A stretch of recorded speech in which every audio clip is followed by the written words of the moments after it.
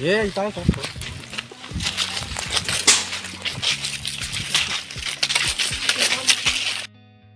Good morning दोस्तों, आज हम आ गए हैं। और ये आपको खुद को करना है, मैं बस बताऊंगा कि हमें क्या करना है, ठीक है। तो क्या बताया पहले, 1 हेक्टेयर के लिए कितनी मिट्टी लेनी पड़ती है? आधा किलो, है ना। तो हमें हेक्टेयर के लिए, एकड़ के लिए नहीं, तो ऐसा सैंपल लेना पड़ेगा कि जो पूरा सॉइल को कवर करे। ऐसे नहीं कि मैं गया और एक जगह से ही लेके आया, ऐसा तो नहीं है ना। तो अभी क्या करना है, देखो हम 2 सैंपल्स लेंगे, 0 to 15 centimetre, 15 to 30 centimetre. Possible हुआ तो लेंगे, नहीं होगा तो 0 to 15 लेंगे, ठीक है। तो लेने के लिए हमारे पास पहले क्या है कि यहाँ पर आपको जिगजैग लाइन में लेना पड़ेगा। यहाँ पर एक, यहाँ पर एक, यहाँ पर एक, यहाँ पर एक, ऐसे सैंपल्स लेके उसको कलेक्ट करो एक जगह, ठीक है। पॉटरिंग प्रोसेस हम बाद में बताएंगे एक एक करके, है ना। सब कलेक्ट करके हम यहाँ पर एक, ये जो गनी बैग है, ये जो है हम ये बीच में रखेंगे। यहाँ पर आपको कलेक्ट करके उसमें मिट्टी ला के डालना है ना। तो सबको एक जगह पे आने के बाद हम सॉर्ट लेंगे। मिट्टी कहाँ से ना ले, जैसे ये बंड दिख रहा है आपको, यहाँ से मिट्टी नहीं लेते, लास्ट के पूरा यहाँ से नहीं लेना चाहिए।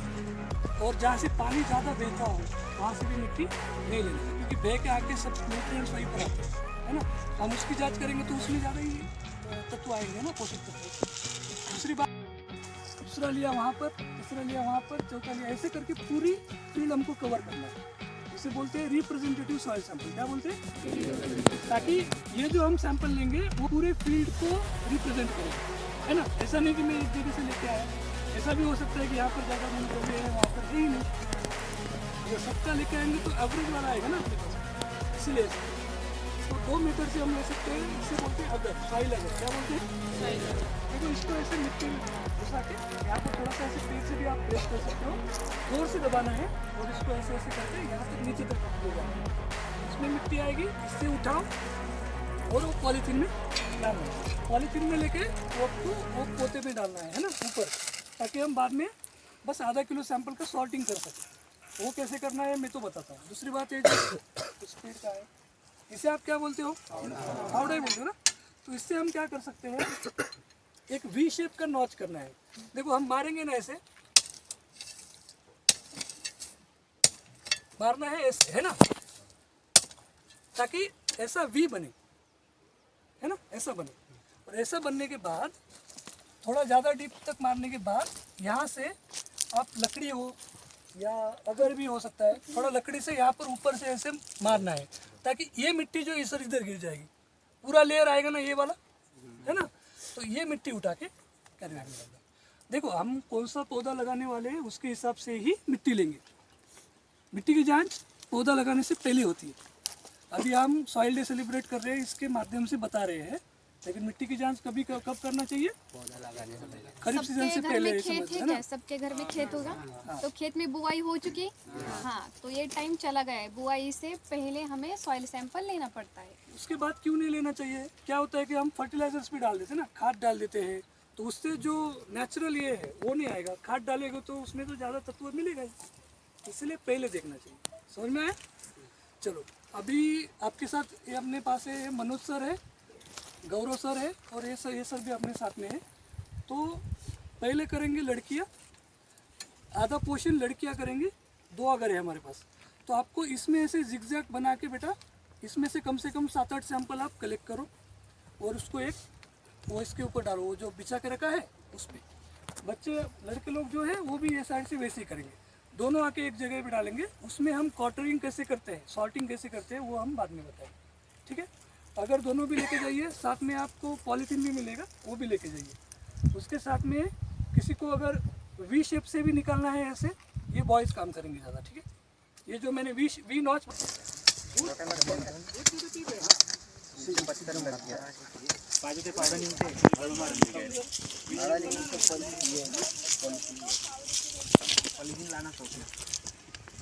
और भी नहीं लग गया।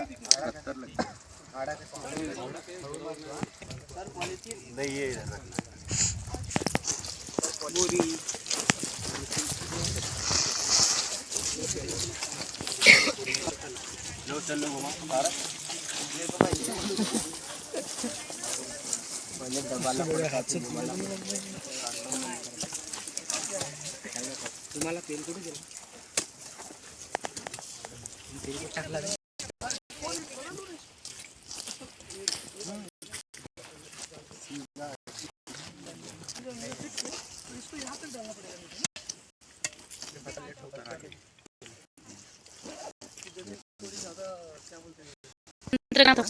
है ना। और जब दूसरी जो जड़ वाली फसल होती है उसमें 0 से 15 सेंटीमीटर की हाइट सैंपल लिया जाता है, और जो गहरी जड़ वाली फसल होती है उनसे हम 30 सेंटीमीटर तक सैंपल लेते हैं। और जो अपने जैसे संतरा वगैरह का जो बगीचा होता है उससे हम सॉइल प्रोफाइल लेते हैं। समझ में आ रहा है ना? ये क्वेश्चन करा जाएगा आपको। बेटा हो गया उसका सैंपल, उसको आड़ा करके उसको पॉली बैग में डाल, थोड़ा उधर देखना।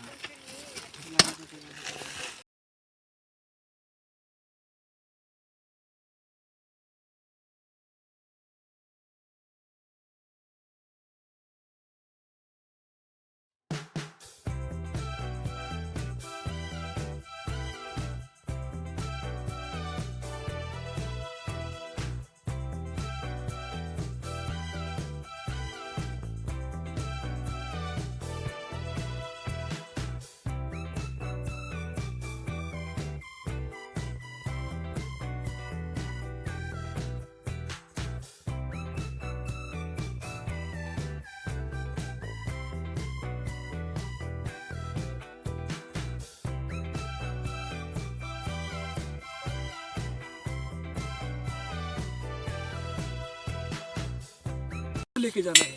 अभी हमने सब जगह से लेके आया। मिट्टी लाने के बाद सबसे पहला ये जो है ऐसा ये होता है कंकड़, ये कंकड़ वंकड़ सब निकाल देना, ठीक है।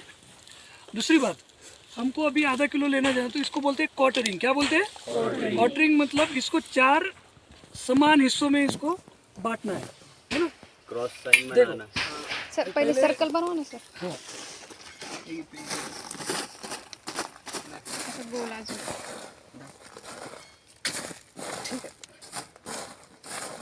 देखो पहले इसको 4 हिस्सों में बांटना है ना, समान हिस्सों में। उसके 4 समान हिस्से कर दो।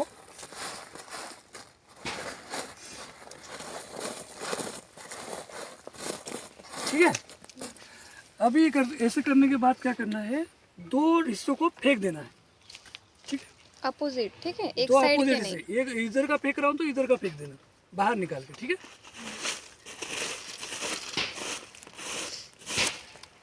और ये प्रोसेस जब तक दोहराना जब तक हमारे पास 500 ग्राम मिट्टी शेष ना बचे। ठीक उसके है ना? बाद ये दोनों को भी मिक्स कर देना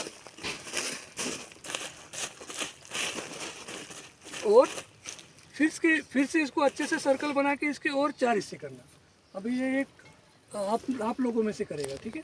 और हमको 500 ग्राम मिट्टी लेके जाना है। मिट्टी कम है इसीलिए हमारे जल्दी क्वार्टरिंग होगी। पूरा सर्कल बनाओ उसका। 4 हिस्सों में इसको उसमें बांटो। प्लस साइन करो, प्लस साइन। हाँ। वो तो नीचे ऊपर नीचे है नीचे, इसलिए हाँ, 2 अपोजिट वाले फेंक देना, बाकी ये 2 भी मिक्स कर लेना। ऐसे आधा किलो सैंपल अप्रोक्सीमेटली। अब आप बोलोगे कि सर आधा किलो वेट होगा क्या, अंदाजा पेज है ना, अर्धा किलो झाला पाहिजे कमीत कमी। सगळे मराठी। हो सांग झाला का? अच्छा, ये होने के बाद हम अब जब इसको इसको पॉलीथीन बैग में डालते हैं ना, तो उसमें एक ये भी दे डालना, दो सारंग, भरो उसको। शीट डालना, उसमें लिखना फार्मर का नाम, पहले इसको भर लो। है ना, खेत का नंबर कौन सा है, पहले इसके पहले कौन सा क्रॉप था, पौधा कौन सा था, उसके बाद कौन सा पौधा लिखो लेने आप, वाले एक हैं, कोई भी एक स्टूडेंट लिखो। है ना। किसान का नाम लिखना है। हाँ। एक पर्ची डालनी है अंदर और उसके ऊपर भी। हाँ, ठीक है। एक बिल्कुल सीक्वेंस बनाना ना। हाँ। किसान का नाम, पता, कहाँ रहता है, कहाँ से सैंपल लिया है, पिछली फसल, अगली तो फसल। 2 चीट बनाना है, एक सॉइल के अंदर डालना है और एक ऊपर लगाना है, ठीक है। तो उस पे रहेगा किसान का नाम रहेगा, उस पे उसका पता रहेगा। देन गट नंबर, पता है आप लोगों को, खेत का गट नंबर रहता है वो सर्वे रहेगा, नंबर वो जो रहता सर्वे है। नंबर, गट नंबर 7-12 वो रहेगा। फिर बुआई से पहले कौन सा क्रॉप था, ठीक है। फिर कौन सा क्रॉप लगाने वाले हो आगे, ठीक है। कौन से खाद पहले इस्तेमाल किए गए थे, तो ये सब जानकारी रहेगी उस पे। और डेट भी डालना है कि हाँ, कौन से दिन के मेन लिए है। डेट डालना है, नहीं तो अब 1 साल बाद कभी तो जाके सैंपल दोगे, ऐसा नहीं होगा। ये भर लिए सैंपल।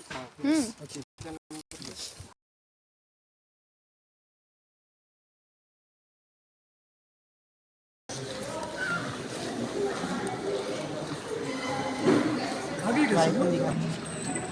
इसको बोलते हैं मृदा परिचितिका। क्या बोलते हैं? या इंग्लिश में बोलते हैं सॉइल प्रोफाइल, है ना। और ये जो होते हैं इसे बोलते हैं संस्तरण। क्या बोलते हैं? हॉरिजन ए, हॉरिजन बी, है ना, horizon C, horizon E, C, R, ऐसे। हॉरिजन ओ भी होता है। अभी horizon O means organic. O means organic क्या होता है? ऐसी कोई भी पदार्थ, ऐसी कोई भी चीज़ जो कि जिंदा या मृत जीवों से मिलती है ना। याद रखना, आप क्वेश्चन पूछेंगे लास्ट में। ऐसा कोई पदार्थ, ऐसी कोई भी चीज़ जो जिंदा या मृत जीवों से मिलती है, उसे सबको हम क्या बोलेंगे? ऑर्गेनिक, है ना, सेंद्रीय भी बोलते हैं। जैसे कि पानों के पत्ते क्या है? पेड़ के पत्ते ऑर्गेनिक है। जैसे कि गाय का गोबर ऑर्गेनिक। गाय क्या होगी? वो भी ऑर्गेनिक ही होगी ना। अगर समझ लो एक जीव मरा पड़ा है जमीन में, उसका विघटन होगा तो वो भी क्या हो रहा है? ऑर्गेनिक ही है ना। क्यों? वो पहले जिंदा था। एक तो जिंदा था, वहाँ से आने वाले सब पदार्थ, या मरने के बाद समझ लो छोटा सा एक क्या बोल सकते हैं अपन, केचुआ बोलते सर, केचुआ, अर्थवर्म, है ना।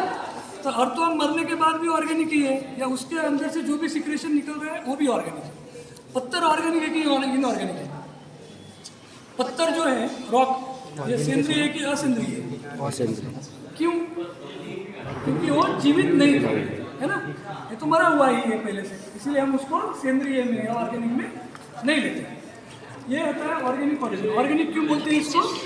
क्योंकि इसमें जो भी ऑर्गेनिक मैटर है, ऑर्गेनिक मैटर तो आपको बताया मैंने, पत्ते हो गए, जीव हो गए, गोबर हो गया, है ना, जो कुछ भी हो गया, जो भी जीवित या मृत सजीव से आता है उसे हम बोलेंगे ऑर्गेनिक। वो सब यहाँ पर होता है। इसमें ऑर्गेनिक मैटर का ज़्यादा परसेंटेज होता है ना। और ये जो ऑर्गेनिक लेयर है, इसमें केमिकल्स भी नहीं होते। हम जो फर्टिलाइजर वो डाल रहे हैं वो भी नहीं होते हैं। फर्टिलाइजर तो ऑर्गेनिक नहीं है ना। समझ लो यूरिया है, ऑर्गेनिक ही है, वैसे वो ऑर्गेनिक फर्टिलाइजर ही कहा जाता है, ठीक है। मेकिंग प्रोसेस उसका ऑर्गेनिकली यही है। समझ लो डीएपी है, ऑर्गेनिक है क्या? हमने मैन्युफैक्चर किया है या माइन किया है। माइन माने जमीन से खोद के निकाला है ना। रॉक्स एंड मिनरल्स पता है आपको? ये सब इनऑर्गेनिक में आते हैं। तो ये जो होता है, जब जंगल में ज़्यादा ये लेयर होता है, ये जो वो हॉरिजन है कहाँ पर रहता है? जंगल में रहता है, यहाँ पर नहीं रहता है। क्यों नहीं रहता है? यहाँ पर वो हॉरिजन क्यों नहीं है? क्योंकि इसमें हमने तो खाद डाल दिया है। जहाँ पर भी मनुष्य खुद की खेती करता है वहाँ पर उतना ऑर्गेनिक लेयर नहीं होता है। जंगल में ना ह्यूमन इंटरवेंशन है, ना कोई कुछ नहीं है, बस पत्ते गिरते हैं, ना केमिकल्स गिरते हैं, है ना। ये इसके बोलते हैं वो ऑरिजन, जो कि कहाँ मिलता है? फॉरेस्ट लैंड में, एग्रीकल्चर लैंड में नहीं मिलता। उसके बाद आता है ये ऑरिजन। ये ऑरिजन होता है जो वो ऑरिजन के नीचे होता है, और हमारे यहाँ पर सबसे ज़्यादा पाया जाने वाला यही ऑरिजन है। वो ऑरिजन क्यों नहीं है? ये कहाँ पाया जाता है? इसलिए यहाँ पर अभी हम ऊपर की मिट्टी ला रहे हैं, तो कौन सा ऑरिजन से ला रहे हैं? तो इसमें क्या होता है देखिए, एक होता है मिट्टी में पानी डालेंगे तो वो ऊपर जाएगा कि नीचे जाएगा? नीचे जाएगा, ड्यू टू ग्रेविटेशनल फोर्स, है ना, गुरुत्वाकर्षण की वजह से जाएगा। नीचे जाते समय पे यहाँ पे कुछ सॉल्ट्स भी है, क्षार भी है, जो कि पानी में मिल जुलते हैं, घुलते हैं ना, वो इसके साथ ही नीचे आके यहाँ पर जमा हो जाते हैं, है ना। यहाँ से सब कुछ कहाँ आएगा? यहाँ। जड़ें भी कुछ इसकी यहाँ तक आती है, लेकिन हम जो कल्टीवेशन कर रहे हैं, टिलेज ऑपरेशन्स कर रहे हैं, वो यहाँ तक ही सीमित रहेगा, यहाँ पर नहीं रहेगा, ठीक है। जो तुम्ही जी नांगरणी वगैरे करता की नाही, ते खालच्या लेअरमध्ये करता का एवढं? नाही, याला म्हणते फ्लो लेयर। क्या म्हणते? फ्लो लेयर, खेती करने के लिए। तो जड़े के हिसाब से, जड़े तो यहाँ तक भी आएंगी या यहाँ तक भी जा सकती है ना। तो उसके हिसाब से हम मिट्टी लेंगे, यहाँ तक जाते हैं तो ऊपर की मिट्टी लेंगे। अगर बड़ा पेड़ होगा तो यहाँ तक लेना पड़ेगा, यहाँ से यहाँ तक, यहाँ से यहाँ तक। ये होता है ई ऑरिजिन, इलुवियल ऑरिजिन बोलते हैं इसे। तो इसमें क्या होता है, यहाँ से सब जो है यहाँ पर आके जमा हो जाता है, ऊपर से जो कुछ भी है ना। ये तो है ही, ट्रांसपिरेशन नाम सुना है, ताकि समझ लो कि टेम्परेचर की वजह से जो मॉइस्चर है वो ऊपर आता है ना, बाष्पीभवन, तो उसके हिसाब से भी यहाँ पर आ जाता है। इसको बोलते हैं एक्युमुलेशन वाला जोन, ठीक है। उसके बाद आता है सी हॉरिजन। ए और बी को बोलते हैं सोलम। क्या बोलते हैं? ए और बी हॉरिजन को मिला के क्या बोलते हैं? ए प्लस बी प्लस सी को मिला के क्या बोलते हैं? रिगोलिथ। क्या बोलते हैं? ये होता है बेड रॉक। इसको सी हॉरिजन को बोलते हैं पैरेंट मटेरियल। क्या बोलते हैं?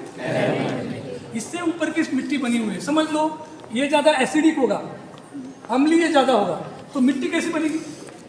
अम्लीय बनेगी। ये क्षारीय है तो मिट्टी कैसी बनेगी? मतलब समझ में आ रहा है? तो इसको पैरेंट मटेरियल के ऊपर ही सबसे ज़्यादा डिपेंड करता है कि मिट्टी के गुणधर्म कैसे बनेगी, है ना। दूसरी बात ये होता है बेड रॉक। ये बहुत टाइटली पैक्ड होता है, बड़े बड़े रॉक्स होते हैं उसमें, है ना। ज़्यादा ये नहीं होता है, बायोलॉजिकली बहुत इनएक्टिव होते हैं ये दो बी पार्ट्स, है ना। सूक्ष्म जीव सबसे ज़्यादा यहाँ पर पाए जाते हैं, माइक्रो ऑर्गेनिजम्स। यहाँ पर नहीं, यहाँ पर हवा भी ज़्यादा आना जाना नहीं होता। उसको बोलते हैं सॉइल प्रोफाइल। अच्छे से देख लो, फिर हम अभी क्लास में आए, ठीक है। देख लो अच्छे से, एक फ़ोटो ले लेते हैं। मैम तुम्हें आप आ जाइए, पीछे जाओ ऐसे। पीछे पैर में था, पीछे दिख रहा है? आप थोड़ा आगे आइए। ओखली है, ओखली खलबत्ता। खलबत्ता। उसको बोलते हैं इंग्लिश में वाटर एंड पेस्टर। इसकी मदद से हम क्या करते हैं? सॉइल सैंपल को फूटते हैं। जो भी हमने मिट्टी लाई है ना, खेत में से अभी जो सॉइल सैंपल हमने बनाया है, रिप्रेजेंटेटिव सॉइल सैंपल, तो उसको क्या करेंगे? पहले से इसमें अच्छी तरह से फूटेंगे। फिर फूटने के बाद हम क्या करेंगे? इस छत्ती से उसको खा लेगा, ठीक है। ये है 2 mmHg, ठीक है, 2 mm। इसमें बड़े बड़े लिखे हैं आपको, और ये है 0.5, ठीक है। तो ये जो है 2 mmHg, तो ऑल द न्यूट्रिएंट्स है जो भी NPK, फिर calcium, magnesium, sulphur, zinc, iron, copper, जो भी 70 एलिमेंट्स रहते हैं ना, उसके लिए ये 2 mmHg यूज की जाती है। और बस ऑर्गेनिक कार्बन के लिए 0.5 mmHg, ठीक है। तो इस तरह से आपका रेडी होगा, ठीक है। तो ये जो आप सैंपल अपने इस साइड में देख रहे हो, तो पूरे सैंपल आए थे हमारे यहाँ, ठीक है। तो ये सैंपल रेडी है अभी यूज करने के लिए। एंड ईजी, तो ये फॉर्मूला नोट डाउन किया, फोटो खींचो इसके बाद, ठीक है। एंड ईजी, तो ये बात ध्यान, और यहाँ से ये रहेगा बेसिक, और जो 7 को क्या बोलेंगे? न्यूट्रल। ठीक, वो उस प्लांट को अवेलेबल रहते हैं कौन से मात्रा में? 6.5 to 7.5, ठीक है। अगर इसके नीचे होगा तो कुछ न्यूट्रिएंट डिफिशिएंट रहेंगे, मतलब वो मिट्टी उस पौधों को नहीं दे पाएगी। फिर यहाँ से यहाँ तक भी होंगे तो कुछ न्यूट्रिएंट डिफिशिएंट रहेंगे, तो मिट्टी यहाँ से यहाँ तक नहीं दे पाएगी, ठीक है। तो सबसे अधिक मात्रा में न्यूट्रिएंट कहाँ अवेलेबल रहते हैं? पोषक तत्व 6.5 to 7.5। ये समझ में आ गया? पीएच को बोलते हैं पोटेंशियल ऑफ हाइड्रोजन। उसका स्केल है 0 to 14, 0 to 7 तक है एसिडिक, 7 to 14 है बेसिक, और 7 है न्यूट्रल। और सबसे न्यूट्रिएंट जो भी पोषक तत्व है किसमें स्केल में पाए जाते हैं? 6.5 to 7.5, ठीक है। अब बात आती है ईसी, यानी इलेक्ट्रिकल कंडक्टिविटी, ठीक है। तो इलेक्ट्रिकल कंडक्टिविटी क्या करता है? जो भी हमारे माटी में क्षार रहते हैं, ठीक है, सॉल्ट्स, ठीक है। सॉल्ट्स आपके दिमाग में, सॉल्ट अगर वर्ड आ गया तो आपके दिमाग में एक ही वर्ड आता है कि वो जो हम नमक खाते हैं वो वाला सॉल्ट, है ना। आता है कि नहीं? हाँ, तो उस तरह से और अधिक मात्रा में दूसरे भी सॉल्ट्स हमारे माटी में आते हैं, ठीक है। तो वो सॉल्ट्स इस इलेक्ट्रिकल कंडक्टर से हम निकाल सकते हैं मतलब एक क्या करेंगे? रीडिंग देगा, तो उससे हमें पता चलता है कि हमारी मिट्टी में कितनी मात्रा में क्षार है। तो अगर ज़्यादा मात्रा में हमारे मिट्टी में क्षार होंगे तो न्यूट्रिएंट्स हमारे पौधों को नहीं मिलते, ठीक है। अभी सपोज ये है हमारी माटी है, यहाँ पे आपका पेड़ है, ठीक है, और इसमें है बहुत सारे क्षार है, ठीक है। क्या है? क्षार। तो क्या होगा? ये क्षार यहाँ पे इस रूट पे ऐसे जम जाएंगे, ठीक है। अब एक सिंपल उदाहरण देती हूँ मैं आप लोगों को। सबके घर में हीटर होगा या फिर कॉइल क्या बोलते हैं गर्म पानी करने के लिए, उसके ऊपर जो व्हाइट कलर का आता है ना वो क्षार रहते हैं, ठीक है। तो उस वजह से क्या होता है, पानी हम जब उसको निकाल देते हैं तो पानी अच्छी तरह से उबल जाता है, ठीक है। तो उसी तरह से अगर ये क्षार हमारे इस रूट पे आ जाएंगे तो वो पौधा क्या करेगा, इस न्यूट्रिएंट्स को ले नहीं पाएगा, ठीक है। जो भी माटी में न्यूट्रिएंट्स है वो पौधा नहीं ले पाएगा। इस 1, ठीक है, ग्रेटर देन 1 होगा तो क्षार बहुत बढ़ चुके हैं और न्यूट्रिएंट्स अवेलेबल नहीं रहेंगे, ठीक है। ये बात समझ में आ गई आप सबके। वाटर ये निकालने के लिए यहाँ पे अलग से एक मशीन रहता है, तो उसमें ये वाटर हमें मिल जाता है, ठीक है। सबसे पहले एक बीकर लेंगे, ठीक है। बीकर में हम डालेंगे 10 ग्राम सॉइल, ठीक है। 10 ग्राम सॉइल डालने के बाद इसमें कितना पानी डालेंगे, 25 ml, वो भी कौन सा, डिस्टिल्ड वाटर। उसके बाद हमें उसको आधे घंटे के लिए वैसे ही रहने देना है, ठीक है। और आधे घंटे में 2-3 बार बीच बीच में उसको ग्लास रॉड की मदद से उसको हिलाते रहना है, ठीक है। इसमें क्या क्या आ गया, ये आ गई हमारी मिट्टी, फिर ये आ गया पानी, ठीक है। तो 5 मिनट में क्या हो जाएगा, मिट्टी नीचे जाएगी और पानी ऊपर रहेगा। तो उसको क्या करना है, बीच बीच में से ग्लास रॉड की हेल्प से हमें हिलाना है। ग्लास रॉड यानी एक कांच का ऐसा एक रॉड रहता है, उसको बोलते हैं ग्लास रॉड, ठीक है। तो 30 मिनट्स के बाद क्या करना है, हमें पीएच एक मीटर रहता है, ठीक है। एक मशीन रहती है छोटा सा पीएच और ईसी का, तो उसको जब हमें प्रोसीजर कर रहे हैं तो उसको पहले से ऑन करके रखना है, ठीक है। ये प्रोसेस करने से पहले उसको ऑन कर देना है टू वार्म अप, उसको हीट होने के लिए उसको वार्म अप करना है, ठीक है। अभी दादा ने अपना मशीन ऑन कर दिया है, ठीक है। उसके बाद आता है बफर्स।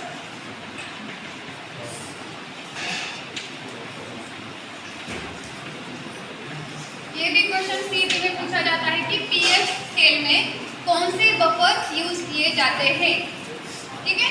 तो है 4, 7 और 9.2, ठीक है। ये साइंटिस्ट जो था सोरेनसन साइंटिस्ट ने ये प्रोसीजर दिया है और उन्होंने क्या किया है, ये बफर्स यूज किए थे। बफर का क्या काम है, तो जब हमने क्या किया, अभी मशीन ऑन कर दिया, ठीक है। तो ये बफर सॉल्यूशन से उस मशीन को स्टैंडर्डाइज करना पड़ता है। अब ये स्टैंडर्डाइज क्या होता है, स्टैंडर्डाइज करना होता है मतलब हमें देखना है कि वो मशीन सही काम कर रही है कि नहीं कर रही है। तो क्या करेंगे हम, ये बफर्स की क्या आती है, टैबलेट्स आती है। आप लोगों ने गोली खाई है, गोली बीमार होने पर एक गोली मिलती है ना, तो गोली भी 2 टाइप की आती है, एक गोली में आता है और एक कैप्सूल आती है।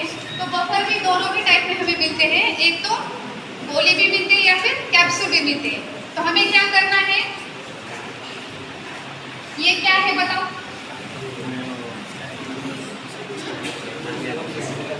वॉल्यूमेट्रिक फ्लास्क है ये।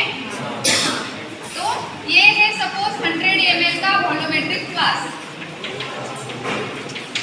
तो क्या करेंगे हम, ये 4 बफर की टैबलेट एक लेंगे, उसमें बीकर में लेंगे पहले, उसमें एक टैबलेट डालेंगे, उसमें डिस्टिल वाटर डालेंगे और इसको अच्छी तरह से डिसॉल्व करेंगे, ठीक है।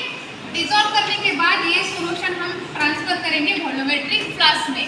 और वॉल्यूमेट्रिक फ्लास्क में क्या रहता है, यहाँ एक ऐसी लाइन रहती है, ठीक है। आपने देखा है वॉल्यूमेट्रिक फ्लास्क, मैं दिखाती हूँ, ठीक है।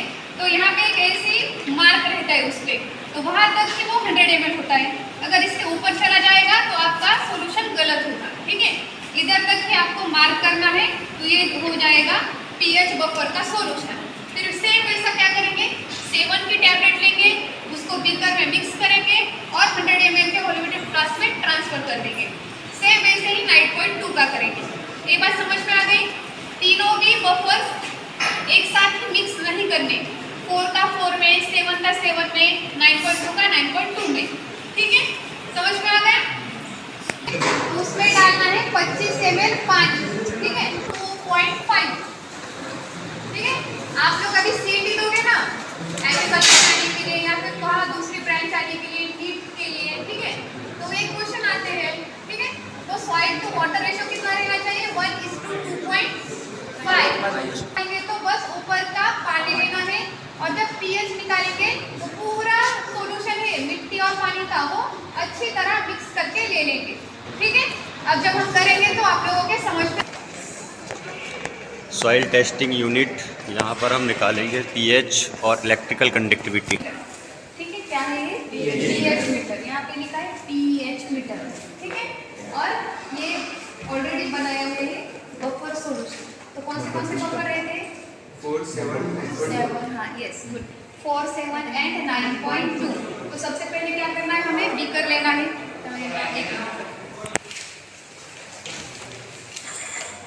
तो ये है मेजरिंग सिलेंडर। ठीक है, क्या है ये मेजरिंग सिलेंडर, और ये इसको बोलते हैं वॉश बॉटल।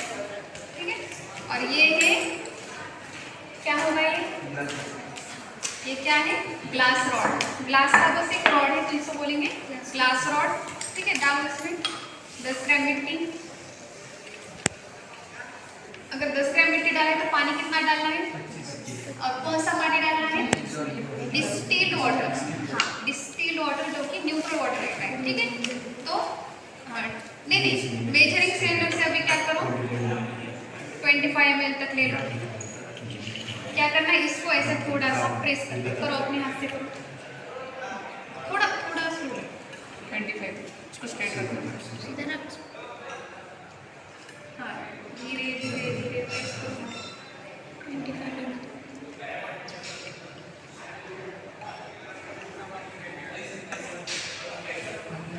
डालो उसमें, ग्लास काट ले। हाँ, उसको अभी हिलाओ अच्छी तरह से, पूरा हो गया, ज़्यादा हो गया।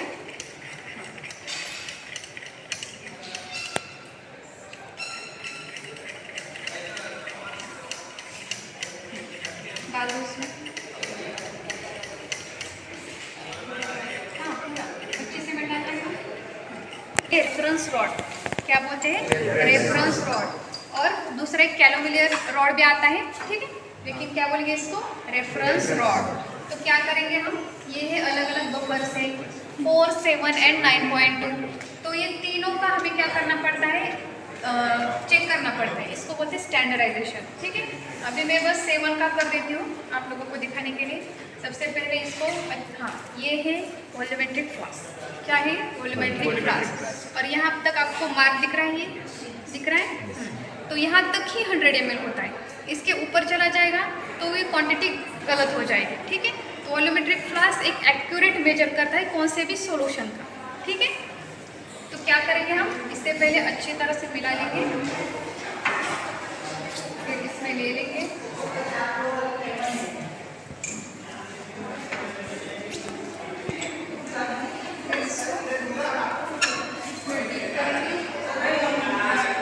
और इसकी रीडिंग चेक करेंगे।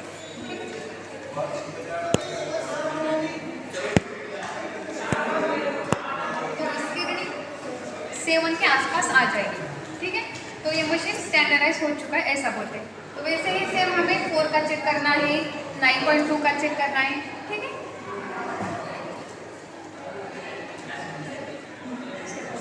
हाँ थोड़ा पॉइंट में ही आ रहा है, 7.1 ऐसा भी चल जाता है। ठीक है दादा, टैबलेट्स का, हाँ तो ये देखो, ये रहती है टैबलेट्स, बफर टैबलेट्स। हम जो गोलियां खाते हैं सेम वैसी ही टैबलेट्स हैं। ठीक है ना। और कैप्सूल पता है, जिसमें ऐसे छोटे छोटे मनी रहते हैं ना, तो सेम वैसा भी आता है ये। ठीक है, और इस वॉल्यूमेट्रिक फ्लास्क में वॉल्यूम मेकअप करना है, तो ये हो गया। ठीक है, इसको अच्छी तरह से वॉश करेंगे और नीचे से अच्छी तरह से मिक्स करेंगे। अच्छी तरह से मिक्स किया,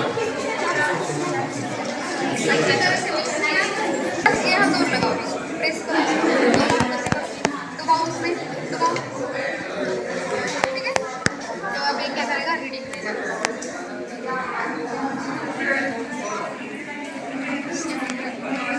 तो 6.99 यानी नियरली 7।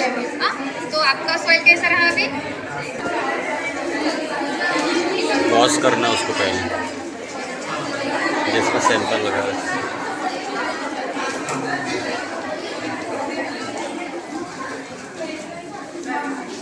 अच्छी तरह से उसको एक बार देखो।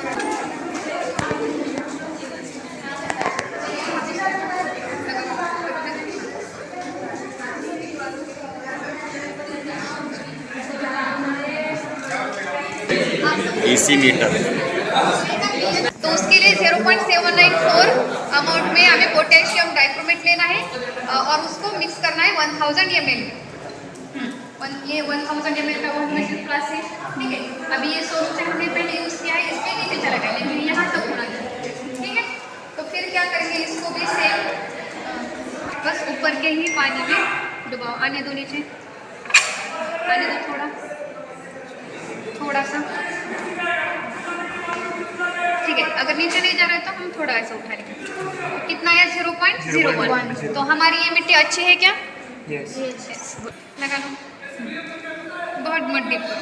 तो 0.13, ठीक है। तो ये OC, ठीक है, यानी ऑर्गेनिक कार्बन या फिर OC। तो ऑर्गेनिक जो कार्बन है वो सॉइल में 2 फॉर्म में रहता है क्या? नहीं, ठीक है। ऑर्गेनिक बोला है तो ठीक है, जो सॉइल में कार्बन रहता है वो 2 फॉर्म में रहता है, ठीक है। जो कार्बन रहता है सॉइल में वो कितने फॉर्म में रहता है? 2 फॉर्म में, एक ऑर्गेनिक और दूसरा इनऑर्गेनिक, ठीक है। तो जैसे कि सुबह सर ने बोला कि ऑर्गेनिक पानी क्या होता है, जो भी लिविंग थिंग्स है यानी जीवित थिंग्स है तो उसके डिकम्पोजिशन से जो कार्बन मिलता है उसको बोलते हैं ऑर्गेनिक कार्बन। जैसे कि हमारे प्लांट हो या फिर एनिमल हो या फिर माइक्रो ऑर्गेनिज्म हो, तो ये सब कैसे हो गया? ऑर्गेनिक, ठीक है। अभी इनऑर्गेनिक कार्बन कौन सा है? हाँ, चट्टानों से वो मिलने वाला, उसे क्या बोलेंगे हम? इनऑर्गेनिक कार्बन या फिर कैल्शियम कार्बोनेट, ठीक है। कार्बोनेट फॉर्म में भी कार्बन हमें मिलता है, ठीक है। कैल्शियम कार्बोनेट में भी क्या है? कार्बोनेट है या फिर डोलोमाइट है। ये जो इनऑर्गेनिक न्यूट्रिएंट्स है तो उसमें भी इनऑर्गेनिक फॉर्म मिलता है। तो हम कौन सा कार्बन निकालने वाले हैं? Organic carbon. तो ये ध्यान में रखना है, ऑर्गेनिक कार्बन कौन से फॉर्म में है? प्लांट रेसिड्यूज, ठीक है। जो इसके लिए कौन से है? 0. तो ये भी क्वेश्चन सीईटी में पूछा जाता है, ठीक है। कि ऑर्गेनिक कार्बन के लिए कौन से सी यूज किए जाते हैं? 0.5 या फिर कई जगह पे 0.2 to 0.5, ठीक है।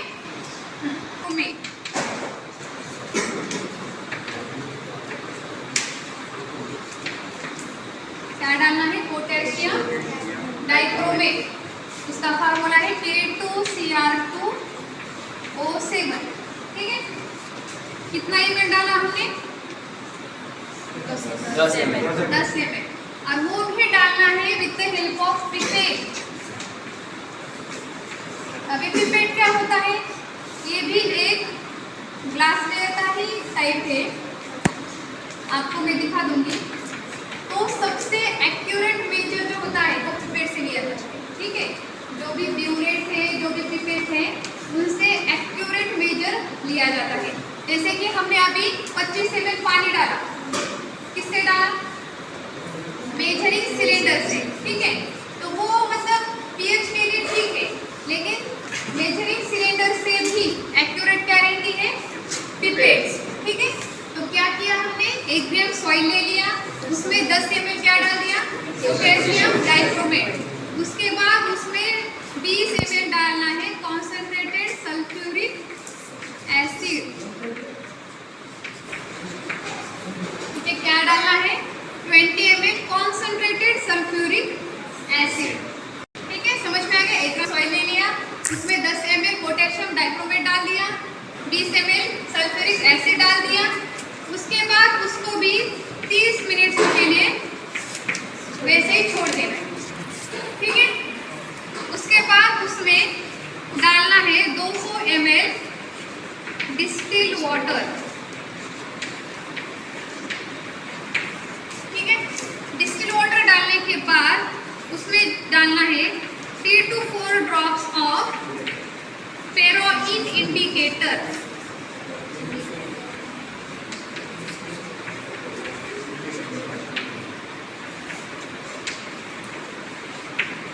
ठीक है। समझ में आ गया?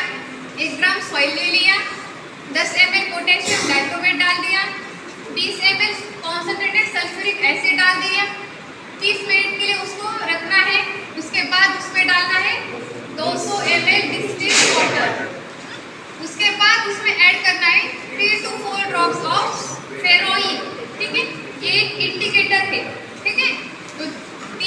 4 ड्रॉप डालना है फेरोइक इंडिकेटर, और इसके बाद इसको टाइट्रेट करना है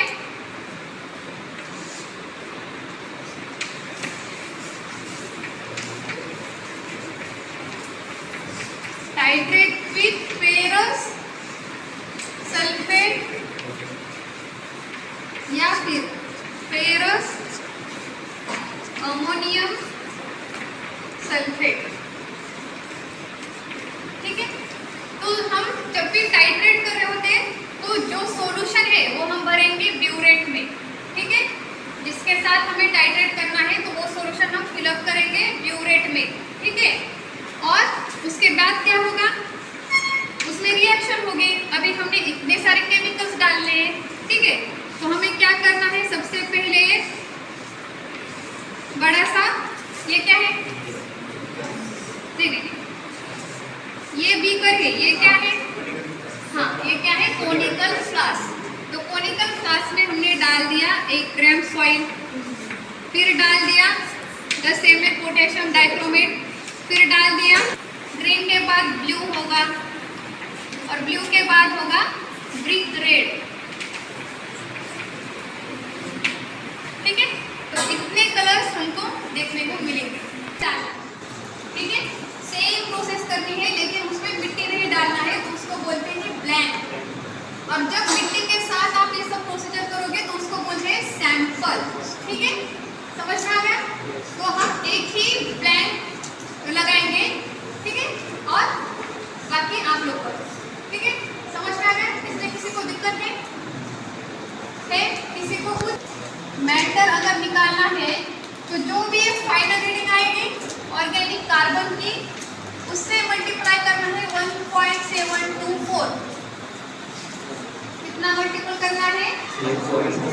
हाँ, ये जो रीडिंग आएगी उसको मल्टीप्लाई करना है 1.724 से, तो वो आ जाएगा ऑर्गेनिक मैटर। ठीक है, जिसको वैन डेमलेस फैक्टर भी बोलते हैं। ठीक है, समझ में आ गया? सबके समझ में आ गया सबको? और ये क्या है? ब्यूरेट। ठीक है, तो कभी कभी ऐसा हो जाता है पिपेट को ब्यूरेट और ब्यूरेट को पिपेट, जिसमें ऐसे नोजल लगा होता है वो होती है ब्यूरेट और ये है पिपेट। ठीक है, पिपेट यानी पिपेट आउट करते हैं हम इसमें। ठीक है, कोनिकल फ्लास्क। और ये क्या है? और ये क्या है? Volumetric flask. धीरे धीरे समझ में आएगा। आप लोग यहाँ जाओ। क्या लेंगे, कितना मिट्टी लेंगे, सैंपल, इसलिए हम इसमें मिट्टी नहीं डालेंगे। उसके बाद क्या डालना है, ग्राम या ml? 10 ml क्या करना है, पोटेशियम डाइक्रोमेट। ये देखो पोटेशियम डाइक्रोमेट का कलर ऐसे हो जाता है। ठीक है, ये एक सॉलिड आता है एजेंट, रिएजेंट, उसको डिसॉल्व करने के बाद इसका कलर ऐसा हो जाता है। ठीक है, कलर से भी आप पहचान सकते हो कि पोटेशियम डाइक्रोमेट है, और इस कलर से आप पहचान सकते हो कि ये है फेरस अमोनियम सल्फेट। ठीक है, क्या है, फेरस अमोनियम सल्फेट। और मैंने बताया था फेरस सल्फेट, तो उसका भी कलर सेम ऐसा ही होगा। ठीक है, तो 1 ग्राम सॉइल के बाद क्या करेंगे हम, इसमें 10 ml क्या डालेंगे, डाल दो ये डाल दो, क्या डालो फिर?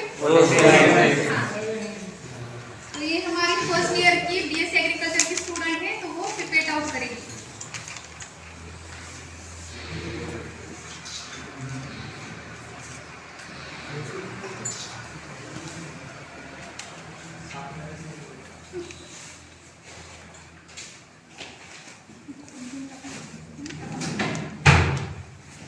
तो इसमें डालना है पोटेशियम डाइक्रोमेट। ठीक है, कौन सा वाला? कॉन्संट्रेटेड डालना है, डाइल्यूटेड? वो वाला क्या है? हाँ, तो ये है मेजरिंग सिलेंडर और ये है कॉन्संट्रेटेड सल्फ्यूरिक एसिड। ठीक है, तो इसको बहुत अच्छे से हैंडल करना पड़ता है। इस तरह में जैसे एप्रॉन, हैंड ग्लोव्स, उसके बाद मास्क सब कुछ पहना है ना, तो वैसे ही लैब में आते हैं, लेकिन आप लोगों का आज हो चुका है वैसे। ठीक है, क्या करेंगे हम इसमें 20 ml कौन सा एसिड है बेटा? बहुत ज्यादा कौन सा कॉन्सेंट्रेटेड मींस उसकी तीव्रता बहुत ज्यादा होती है। मतलब सिंगल एक ड्रॉप भी अगर आपकी स्किन में पड़ता है तो पूरा जल जाएगा, ठीक है। या फिर आपके शर्ट पे भी गिरता है तो पूरा जल जाएगा, इतना ये डेंजर है, ठीक है। तो इसको कोई भी हाथ नहीं लगाएगा, इसलिए एसिड का काम यही कर रहा है, ठीक है। दूसरी बात, ये डालने से पहले आपको अपना मुंह थोड़ा सा आगे रखना है, ठीक है। आगे रखना है, डिस्टेंस रखना है, पीछे रखना है, ठीक है। टीचर की हाँ में हाँ नहीं मिलाना है, ठीक है। कभी वो उल्टा बोलेंगे तो आपको सही करना है, ओके। तो ये कितना में डाल दूं, क्या डाल दूं इसमें, हाँ। और ये धीरे धीरे नहीं डालना है, इसको ऐसे डालना है, ठीक है। ये क्या करता है, इसका टेम्परेचर इंक्रीज करेगा। दिख रहा है, हवा दिख रही है अंदर से, भाप दिख रही है ना। ये पूरा अरे गर्म हाथ नहीं लगा होता के है। देखो, हाथ लगा के देखो, नीचे से देखो थोड़ा सा, कैसा है। हाँ, तो ये इसका काम है टेम्परेचर इंक्रीज, है ना। इसको ब्लैंक बोलते हैं। ब्लैंक सैंपल मिट्टी को नहीं लेते हैं। मैंने बोला था कि बेटा इसके ऊपर ऐसे हाथ मत रखना। हाँ, इसके ऊपर हाथ नहीं, इस बात क्या जाएगा, कितना ml,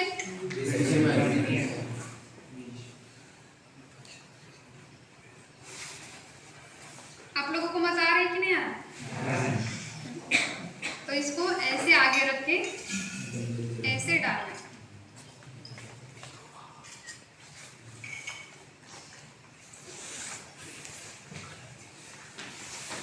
फिर क्या करना है बताओ,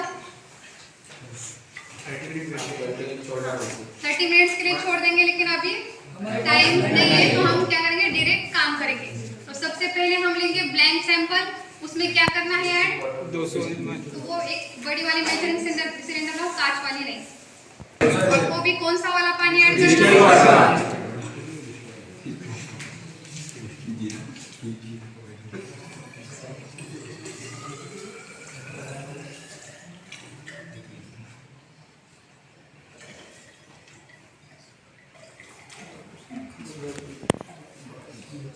वैसे तो रुकना चाहिए लेकिन टाइम नहीं है ना, इसलिए हम बस आपको स्टैंडर्ड प्रोसीजर बता रहे हैं, ठीक है। इसमें ये गया 200 ml डिस्टिल उसके बाद बताओ क्या करना है, 3 to 4 drops। कौन सा इंडिकेटर है, फेरोइन इंडिकेटर। तो ठीक है, ये है फेरोइन इंडिकेटर। इसमें डालेंगे 3 to 4 ड्रॉप्स।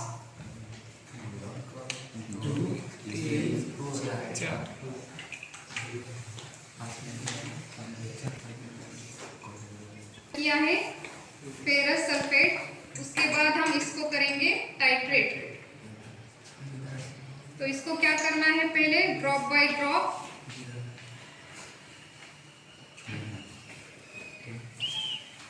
जैसे इसका एक ड्रॉप इसमें जाता है, एक राउंड होना चाहिए, ठीक है।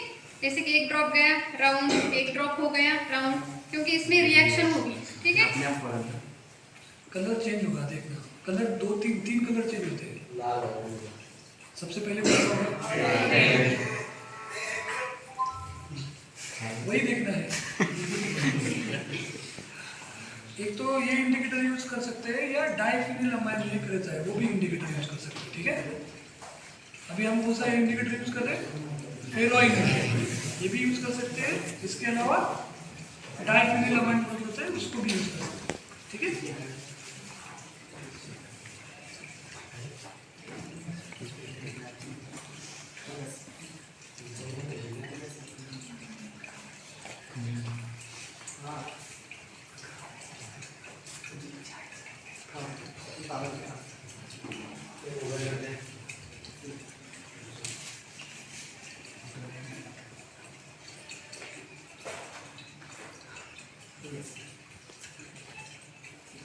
रेड कलर बोला था ना बच्चों, कौन सा लग रहा है, इंडिकेटर डालने के बाद यहाँ पे ऑरेंज दिख रहा है ना, हाँ, तो वो मतलब ब्लैंक सैंपल में ऑरेंज दिखता है, लेकिन जो हमारा सॉइल सैंपल है तो उसमें रेड दिखेगा, ठीक है।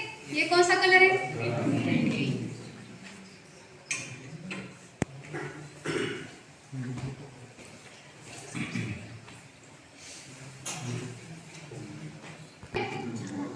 ब्लू कलर है ये, फिर कुछ भी कैसे बोल रहे हो, ग्रीन है, ब्लू है ना।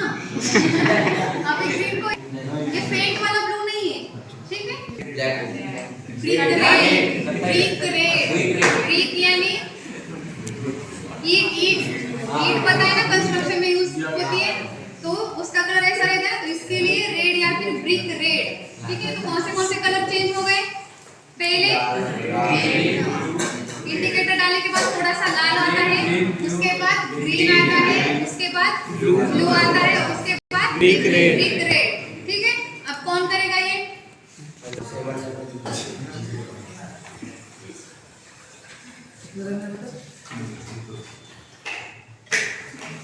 इसको 0 मेंटेन करेंगे। ब्लैंक रीडिंग लिखो 20.7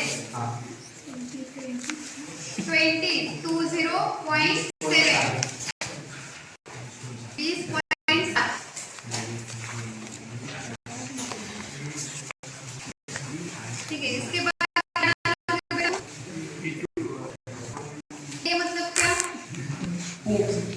ये मतलब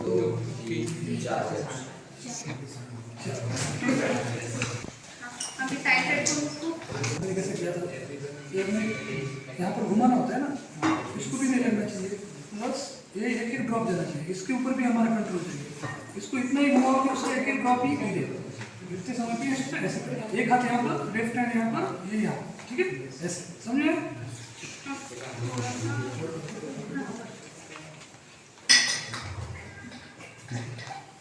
ऐसा पकड़ा था, इसको मैंने कौन से हाथ में पकड़ा? ऐसे सीधा थोड़ा सा घुमाओ, ड्रॉप गिरेगा, आपको समझ में आएगा। उल्टा घुमा धीरे धीरे धीरे धीरे धीरे। हाँ, अभी आया ना कंट्रोल, राइट, आराम से घुमाओ।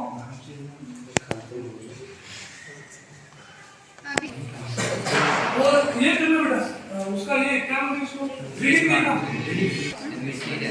नहीं, कितना? 17। हाँ, तो अभी कैलकुलेशन करो। 24/7 माइनस 17 इंटू इनका पूरा आगे का कैलकुलेशन 0.7